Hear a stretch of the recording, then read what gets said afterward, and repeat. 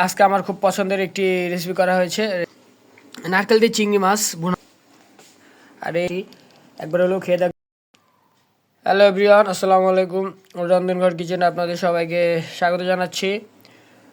আজকে আমার খুব পছন্দের একটি রেসিপি করা হয়েছে, এটা হচ্ছে নারকেল দিয়ে চিংড়ি মাছ ভুনা করা হয়েছে। এই যে দেখুন, নারকেলের সঙ্গে চিংড়ি মাছ একত্র করে তারপরে ভুনা করা হয়েছে।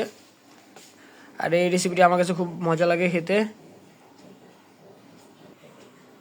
গরম ভাত দিয়ে এই নারকেলের রান্নাটি একবার হলেও খেয়ে দেখবেন, খুব ভালো লাগবে।